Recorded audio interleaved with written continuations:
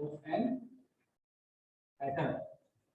सबसे पहला जो पार्टिकल होता है दैट इज कॉल्ड इलेक्ट्रॉन, उसे हम क्या बोलते हैं?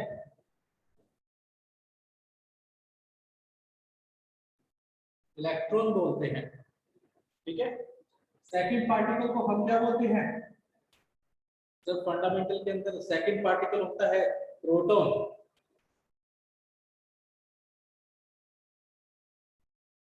और थर्ड पार्टिकल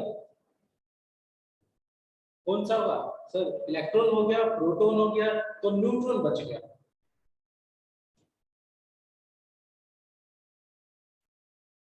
ठीक है। तो कितने पार्टिकल्स होते हैं फंडामेंटल पार्टिकल एटम्स के अंदर? 3। कौन कौन से sir? Electron, neutron, proton, neutron. बिल्कुल सर। ठीक है। ये 3 पार्टिकल्स है। अब इन 3 पार्टिकल्स के बारे में जानते हैं, सभी 3 पार्टिकल्स की प्रॉपर्टीज।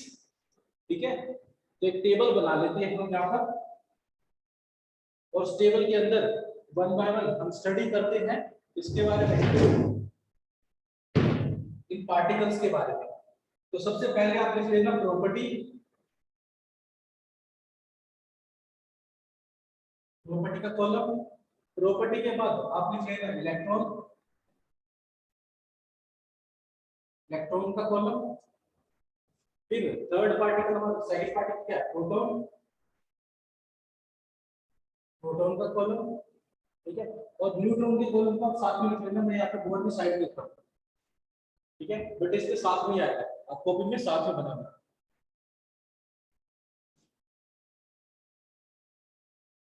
तो ये न्यूट्रॉन है, ये अलग है। ठीक है। सबसे पहले बात डिस्कवरी। ऑब्वियसली बात है सर, ये पार्टिकल हमको बताया होता होंगे कोई से साइंटिस्ट ने, तो वो कौन से साइंटिस्ट थे और उनका नाम क्या था जिन्होंने डिस्कवरी की थी इन पार्टिकल्स की? तो हम जानते हैं कि कौन कौन से साइंटिस्ट ने कौन से पार्टिकल को डिस्कवर किया था। तो सबसे पहले लिख लेना यहाँ पर डिस्कवरी। ठीक है। तो इलेक्ट्रॉन के बारे में सबसे पहले बताया था जे थॉमसन ने। किसने बताया था?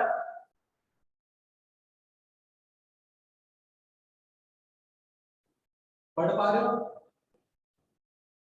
दिख रहा है बोर्ड पर? बताओ। यस। तो ये कौन है? जे थॉमसन, जिन्होंने किसके बारे में डिस्कवरी की थी? इलेक्ट्रॉन के बारे में। इलेक्ट्रॉन। बिल्कुल सही। फिर आ गई बात किसकी, कौन सी चीज की? सर प्रोटॉन के बारे में। ठीक है। तो जो साइंटिस्ट का नाम था उस साइंटिस्ट का नाम है ई गोल्डस्टीन। ई गोल्डस्टीन, ये कंटिन्यू में है। तो नाम क्या हुआ? ई गोल्डस्टीन। इन्होंने बताया था किसके बारे में? प्रोटॉन के बारे में। और न्यूट्रॉन के बारे में किस साइंटिस्ट ने बताया था? That scientist is called James Chadwick. ठीक है। चलो यस।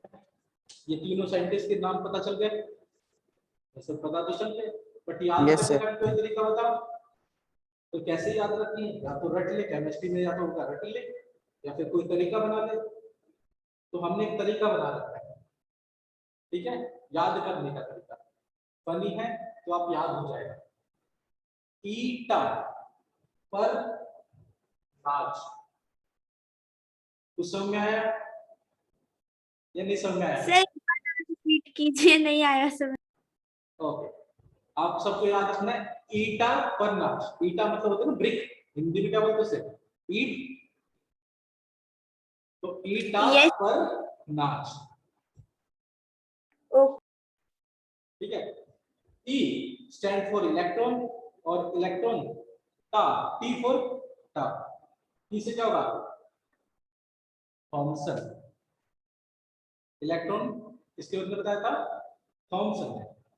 फिर आ गया पर, P for proton, E R, E for E Goldstein. और लास्ट में क्या रह गया हमारे पास? सिर्फ नाचने की बारी रह गई। किसकी रह गई? N4 न्यूट्रॉन और CH4 चैडविक। याद हो गया या नहीं हुआ? ईटा पर नाच। Yes sir. J Thomson, proton ई गोल्डस्टीन और नाच James Chadwick. Neutron James Chadwick. सभी मेरे को चैट बॉक्स में बताएं या फिर माइक ऑन करके बताएं, सभी को क्लियर हुआ ये चीज या नहीं हुआ? Yes. Yes. Yes. ठीक है, क्योंकि जनरली काफी सारे क्वेश्चन डायरेक्ट साइंटिस्ट के लिए पे पूछे गए इससे।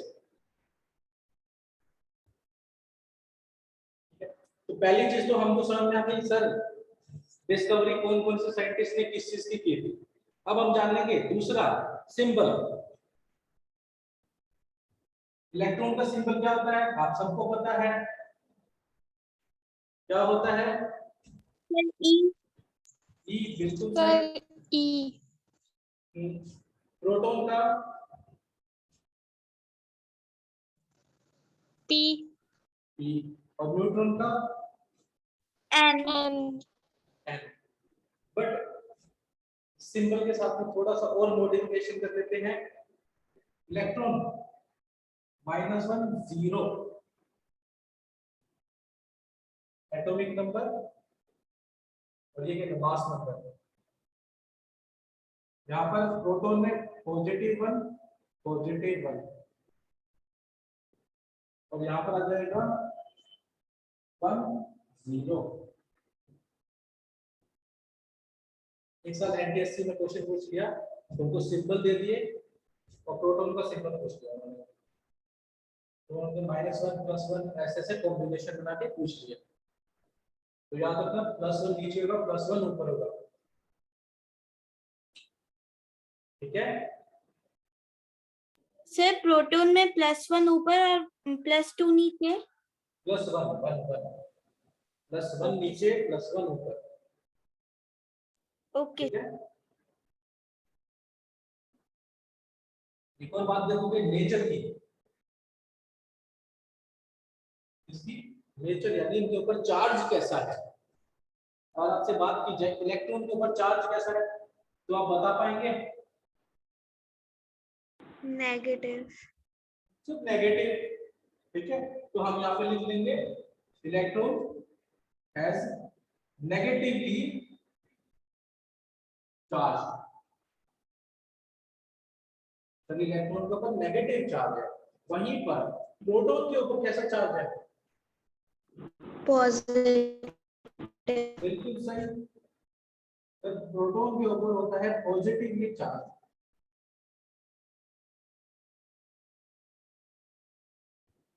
और न्यूट्रॉन सर Neutral. बिल्कुल न्यूट्रल, यानी कोई चार्ज नहीं होता इसके ऊपर, न्यूट्रॉन। न्यूट्रॉन को। ठीक है, जब हम न्यूट्रॉन की बात कर लेंगे, अब हमने चार्ज की बात की तो सर कितना चार्ज होगा नेगेटिव, वो भी तो जान सकते हैं। ऐसे ना, तो उसे बोलते हैं एब्सोल्यूट चार्ज। क्या बोलते हैं सर? एक एब्सोल्यूट इलेक्ट्रॉन के चार्ज। ऊपर कितना एब्सोल्यूट चार्ज है वो आपको पूछा जाए तो हमेशा याद रखना सर वो होता है -1.602 into 10⁻⁻19 कूलम। चार्ज की यूनिट क्या होती है सर? कूलम होती है। ठीक है, नेगेटिव साइन क्या रिप्रेजेंट कर रहा है? इलेक्ट्रॉन को जो चार्ज है वो कैसा, पॉजिटिव है या नेगेटिव? नेगेटिव। नेगेटिव। ठीक है, बट वहीं पर प्रोटॉन की बात की जाएगी तो प्रोटॉन के ऊपर चार्ज क्या रहेगा? पॉजिटिव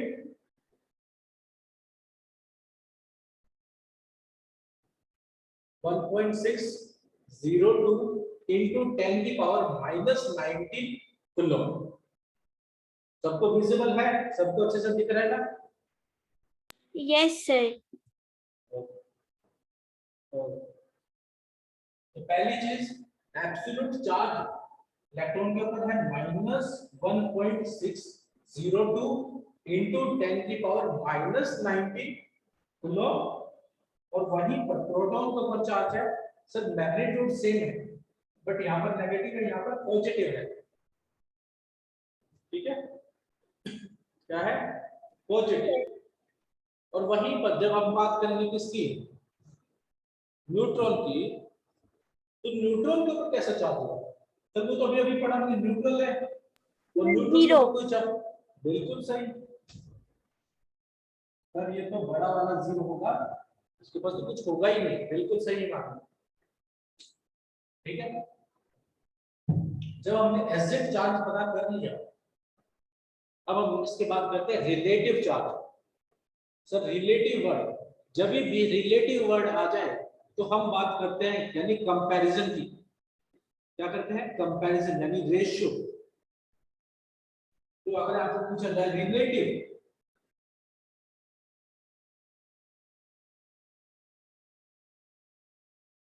अगर रिलेटिव चार्ज पूछा जाए तो आप क्या करेंगे? सर मेरे को एक रेफरेंस लेना पड़ेगा जिसके रिस्पेक्ट में मैं दूसरे का चार्ज बता सकता हूं। तो यहां पर एक तरह से मैं रेफरेंस किसको ले रहा हूं? प्रोटॉन के चार्ज को, और प्रोटॉन के चार्ज में और इलेक्ट्रॉन के चार्ज को हम अगर कंपेयर करें, ठीक है, यानी रिलेटिव डिवाइड कर दो, तो यहाँ पर कितना आ जाएगा? -1, क्योंकि दोनों का मैग्नीट्यूड सेम है, नेगेटिव साइन है तो नेगेटिव साइन आ जाएगा। डिवाइड होने के बाद क्या बचेगा? किसको ये 1 समझ में नहीं आया? -1 बताओ, किसको ये समझ में नहीं कैसे आया? सर मुझे नहीं आया। ओके ओके, ठीक है, एक काम करते हैं, हमने ले लिया रेफरेंस, रेफरेंस में किसका चार्ज ले लिया? प्रोटॉन का चार्ज। अब मुझे निकालना है relative charge of electron.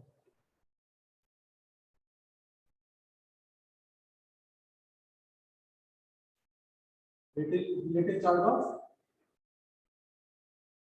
Electron.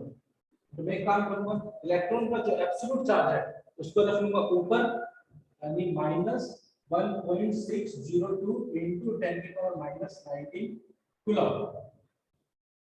ठीक है, और फिर जिसको रेफरेंस ले रहा हूं उससे उसको डिवाइड कर दूंगा। तो मैंने प्रोटॉन के चार्ज से रेफरेंस ले लिया और इसको डिवाइड कर दिया,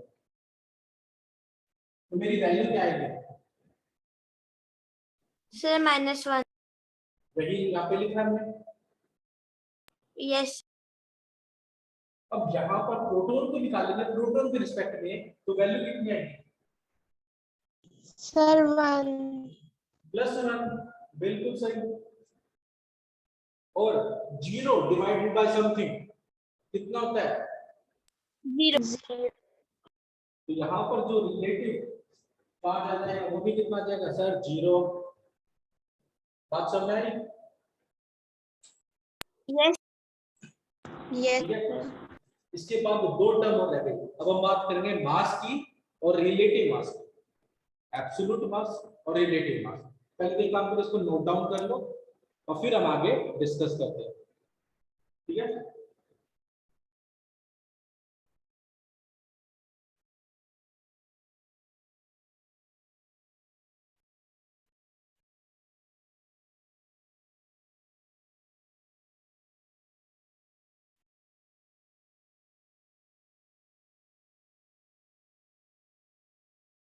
हो जाए तो जरूर बता देना।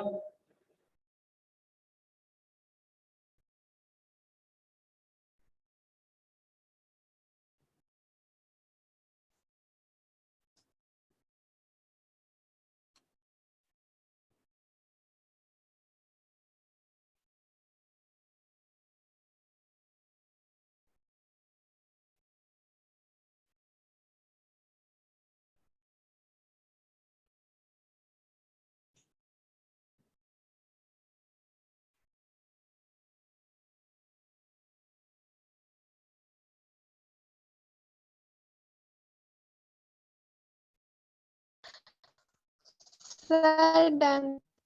डन अर्पिता, बाकी sir Yes, sir, done. Sir, done. चलो तो एक काम करते हैं, 2 पॉइंट मिटा देता हूं मैं, ये नेचर वाला सिंबल और डिस्कवरी।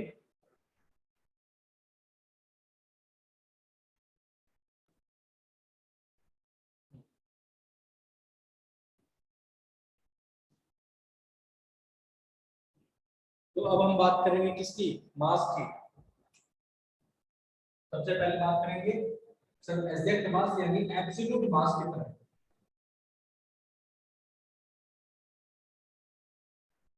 ठीक है, एब्सोल्यूट मास।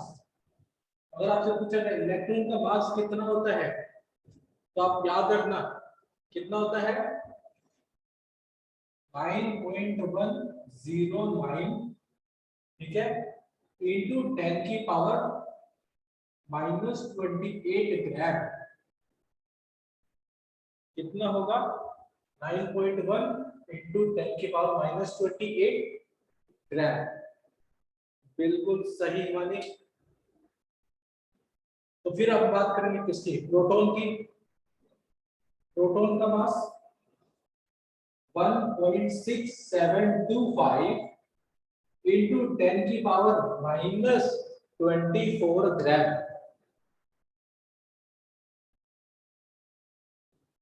बिल्कुल सही माने। ठीक है, और जब हम बात करेंगे न्यूट्रॉन के मास की, तो वो कितना होता है 1.6749 इंटू 10 की पावर -24 ग्राम। अगर मैं आपसे पूछूं सबसे हैवी पार्टिकल कौन सा है इलेक्ट्रॉन, प्रोटॉन और न्यूट्रॉन में, तो आप सब क्या बोलेंगे। Sir, neutron. न्यूट्रॉन, बिल्कुल सही। ठीक है सर, यहाँ पर -28 है, तो ये तो रेस से पहले ही बाहर हो गया। ये 24, वो भी 24, बट यहाँ पर वैल्यू है 1.6725 और वहां पर वैल्यू है 1.6749। तो मास के बेसिस पर हम ये बोल सकते हैं कि न्यूट्रॉन का जो मास होता है वो स्लाइटली ज्यादा होता है किसके मास से, प्रोटॉन के मास से। ठीक है, Yes, हाँ सर बिल्कुल बोल सकते हैं। ठीक है, ये बात तो समझ है, बट एक और yes, चीज, sir. ये ग्राम में गलत है। अगर बाई चांस कोई केजी में पूछ ले, केजी में भी तो मास हो सकता है, ऐसा तो है नहीं कि केजी में मास ना हो। और बाई चांस अगर केजी में आ गया तो वैल्यू में क्या डिफरेंस आ जाएगा, आप सब बताएं।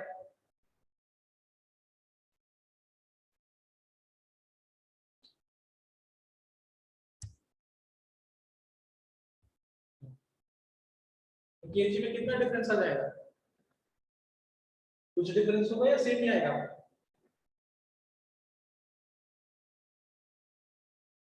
चलो Sir, different. आएगा, बिल्कुल आएगा। तो सर कहां पर आएगा आस्था, अमृत, अनन्या, अनुष्का, अर्पिता, भूमि, दिशा, हिमानी, पुलकित, शैलेशा, सबको क्लियर। Yes, sir. ओके, ठीक है। अगर बाई Yes, चांस sir. ग्राम की जगह केजी में पूछ ले, तो केजी में जो 10 की पावर -28 है, ये बढ़कर कितना हो जाएगा, तो ये बढ़कर 10 की पावर -31 केजी हो जाएगा। ठीक है, यानी तीन Yes, तीन sir. बढ़ जाएंगे। क्या बढ़ जाएंगे, तीन तीन बढ़ जाएंगे। यहाँ पर लिख लेंगे हम 1.6725 इंटू 10 की पावर -27 केजी। और वहीं पर आपसे पूछ ले, यहाँ पर आ जाएगा 1.6749 इंटू 10 की पावर -27 केजी। ठीक है, डिफरेंस समझ में आ गया? yes sir. ठीक है, बाकी सबको मिटा दो, बाकी सब लिख रखा ना। Yes, sir. ठीक है, तो अभी एक बात और रह गई, बट उससे पहले मैं आप सबसे एक क्वेश्चन पूछना चाहूंगा। तो चलो एज अ क्विज के तौर पर,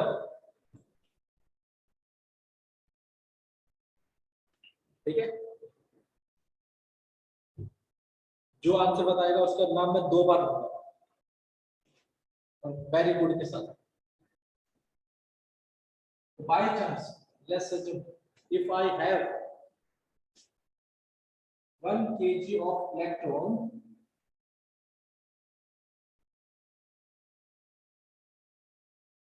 तो बताओ 1 kg ऑफ इलेक्ट्रॉन के अंदर नंबर ऑफ इलेक्ट्रॉन कितने होंगे?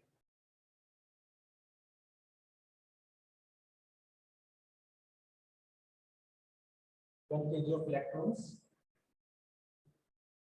तो उसके अंदर नंबर ऑफ इलेक्ट्रॉन कितने होंगे? कोई तरीका भी बता देगा तो उसको भी मैं 2 बार वेरी गुड के साथ।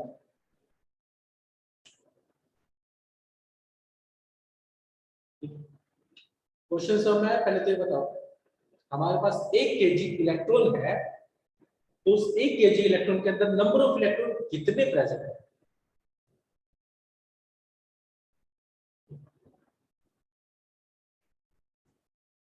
आस्था, आस्था सेड 1000 इलेक्ट्रॉन, और कोई?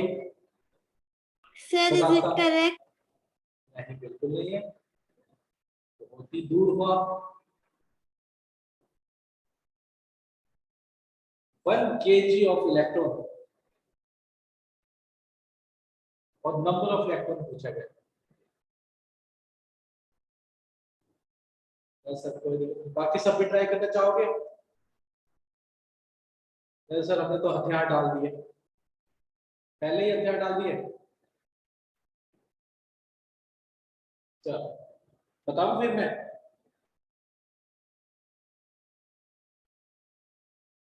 ठीक है, एक बार और आप सबसे पूछ लेता हूँ, अगर कोई बताना चाहे तो बिल्कुल बताएं, तरीका भी बता दे तो भी सही है।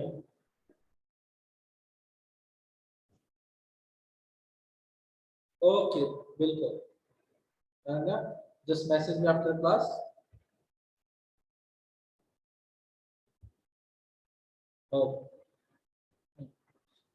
अब सबसे पहली बात, क्वेश्चन को समझे।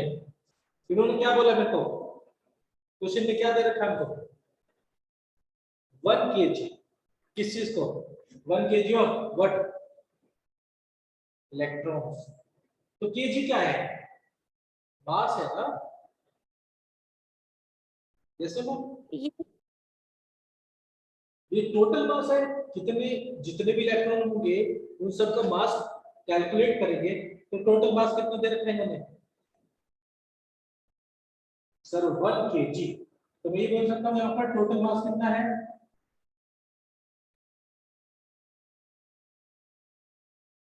1000 ग्राम या फिर 1 केजी। ओके, बट अगर आपसे पूछो नंबर ऑफ इलेक्ट्रॉन पूछे तो एक इलेक्ट्रॉन का मास कितना है? ये तो एक इलेक्ट्रॉन का मास है। Yes sir. तो 1 इलेक्ट्रॉन मास कितना है हमारे पास? 9.19 into 10 की पावर -27 या 28 करेंगे, 28 ग्राम। अगर मैं एक मास इलेक्ट्रॉन के मास को जितने इलेक्ट्रॉन होंगे less the number of electron को क्या मान लेते हैं?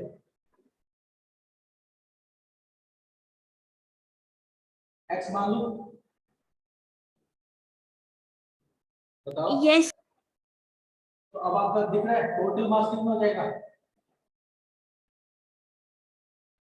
Total mass equals to number of electron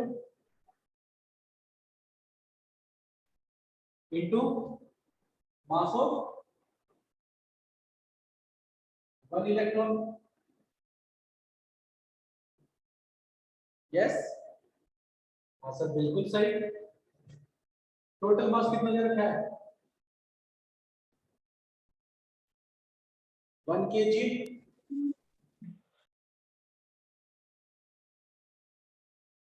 number of electron कितने हैं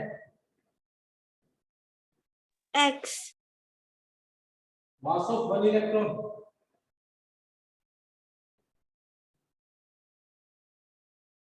9.109 into 10 raised to power minus 20. क्या x की वैल्यू कैलकुलेट कर सकते हो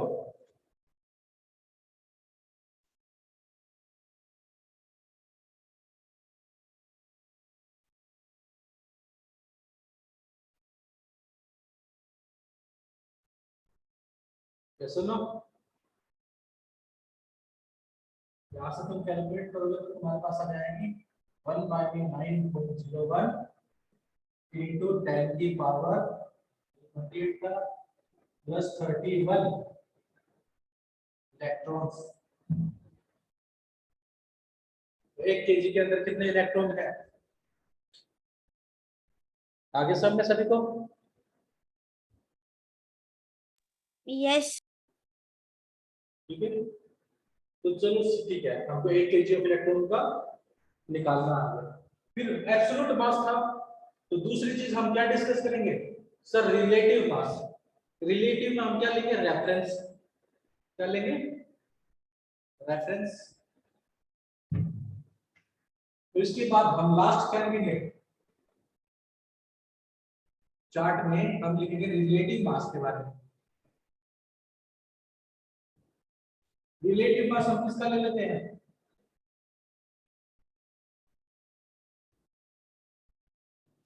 तो रिलेटिव मास ले लेते हैं प्रोटॉन का रेफरेंस के तौर पर। तो जब इलेक्ट्रॉन का मास को डिवाइड किया जाएगा प्रोटॉन के मास से you will get the value 1 by में 1839 यानी प्रोटॉन का मास इलेक्ट्रॉन के मास से इतना ज्यादा है कितना टाइम्स ज्यादा है 1839 टाइम्स ज्यादा है प्रोटॉन का मास। ठीक है अगर इलेक्ट्रॉन का मास 1 ग्राम है तो प्रोटॉन का मास कितना होगा 1839 ग्राम। Clear Yes, sir. तो अगर प्रोटॉन डिवाइडेड बाय प्रोटॉन का mass we will get the value relative mass कितना है इसका प्रोटॉन का 1 आ जाएगा। और वहीं पर relative mass of neutron divided by mass of proton तो अप्रोक्सीमेटली 1 से ज्यादा होगा बट हम यहाँ पे क्या लिख लेंगे 1। ठीक है ये चीज समझ में सभी को ठीक है। तो यहाँ पर हमने Yes. स्ट्रक्चर ऑफ एटम के अंदर फंडामेंटल पार्टिकल्स को डिस्कस कर लिया। क्या कर लिया फंडामेंटल पार्टिकल्स को डिस्कस किया है। तो पहले तो मेरे को ये बताया कि कितने फंडामेंटल पार्टिकल्स होते हैं और उनका नाम क्या है 3. हाँ और नेम Electron, proton, neutron. चलो डिस्कवरी किसने की थी प्रोटॉन की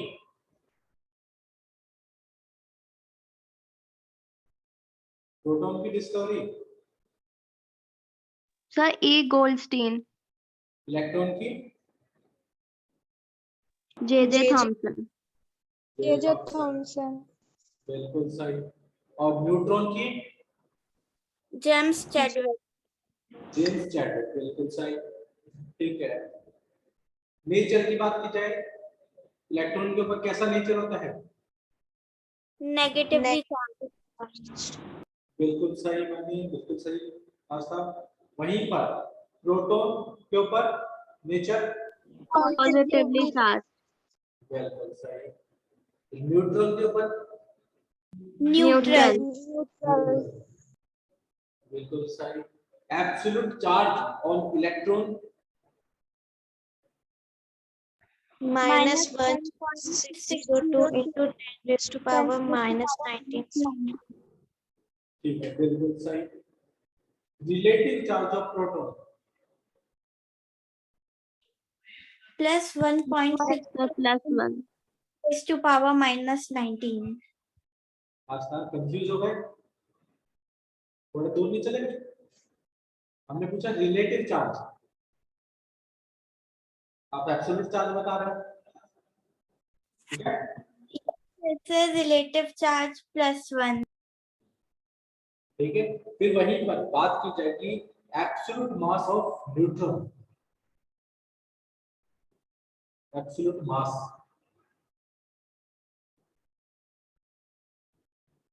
कितना होगा? 1.48 into 10 raised to power minus 1.49. 4. बिल्कुल सही, ठीक है।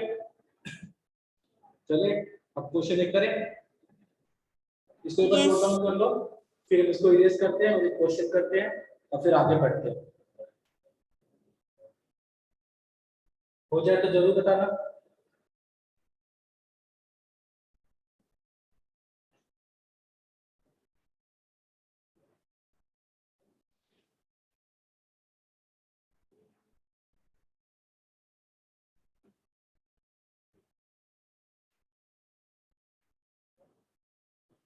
Sir, done. Done, Done. Okay रास्ता, बाकी सब Sir, done. Good good. Yes, sir, done. अब मैं इसको इरेज कर दूं? Yes, sir. Yes, sir. ठीक है, हाँ जी। अब आप सब नोटिस करना है, क्वेश्चन आप सबसे पूछे जा रहा हूं और वो क्वेश्चन ध्यान रखना। हमारे पास कोई एक एटम है, उस एटम के अंदर एक प्रोटॉन है, एक इलेक्ट्रॉन है, क्या उसके ऊपर कोई चार्ज होगा या नहीं होगा? Sir, it will be new. Neutral, बिल्कुल सही। क्यों न्यूट्रल होगा? Sir, because positive and negative will make it neutral. बिल्कुल सही, because charge present on proton is similar but opposite to the charge present on electron. ठीक है, तो वो एक दूसरे को कैंसिल कर देंगे, जिसके कारण जो चार्ज होगा एटम के ऊपर वो क्या होगा सर? जीरो। ठीक है, अब आपसे पूछा जाए question, what is responsible for the mass of an atom? Sir, proton and sir, proton. Proton, बस proton, that's it. Mass of proton, sorry mass of atom, कौन कौन रिस्पांसिबल होगा? इलेक्ट्रॉन, प्रोटॉन, न्यूट्रॉन में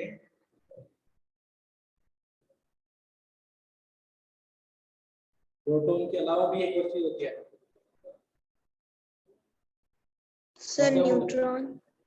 बिल्कुल सही, बिल्कुल सही अर्पिता, बिल्कुल सही माने, आप दोनों ने सही बताया।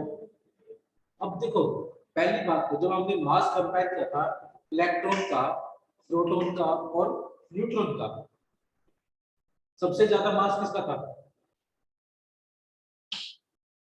न्यूट्रॉन। Neutron. फिर उसके बाद कौन था? प्रोटॉन। और लास्ट में कौन था? Electron. इलेक्ट्रॉन। अब इलेक्ट्रॉन का प्रोटॉन के मुकाबले इलेक्ट्रॉन का कितना मास था? कितने टाइम्स कम है? 1/1839. बिल्कुल सर। सर अगर मैं एक प्रोटॉन ले रहा हूँ और वहीं पर मेरे को 1837 या 39 के आसपास इलेक्ट्रॉन लेने पड़ेंगे, ठीक है, तो इसका मतलब क्या हो गया? मास ऑफ एन एटम जो 99% मास है, कितना परसेंट? 99% मास, वो तो सर सिर्फ और सिर्फ प्रोटॉन और न्यूट्रॉन के कारण है। इलेक्ट्रॉन के कारण तो सिर्फ लेस देन 1% है। यस और नो? तो यानी सारा का सारा मास, मेजॉरिटी ऑफ जो मास है वो सिर्फ और सिर्फ इन दोनों के कारण है। तो मास के लिए सिर्फ और सिर्फ प्रोटॉन्स और न्यूट्रॉन्स रिस्पॉन्सिबल है। कौन रिस्पॉन्सिबल है? प्रोटॉन्स और Proton and न्यूट्रॉन। ठीक है, आगे बात समझ। Yes. अब मेरे को एक बात बताओ, हम काफी बार देखते हैं चार्ज बॉडीज देखते हैं, ठीक है। हम बोलते हैं कि हमारे पास एक बॉडी है, वो बॉडी पॉजिटिवली चार्ज बॉडी है, ऐसा ना बोलते हैं। Yes. तो इसको पॉजिटिवली चार्ज बनाया कैसे, और ये बन कैसे गया positively charge? Name the two particle which constituent the matter, तो वो तो प्रोटॉन और न्यूट्रॉन हो गए। अब पॉजिटिवली चार्ज के अंदर हम बात करते हैं, चार्ज सर दो पार्टिकल के ऊपर होता है, प्रोटॉन और दूसरा इलेक्ट्रॉन। जब हम पॉजिटिवली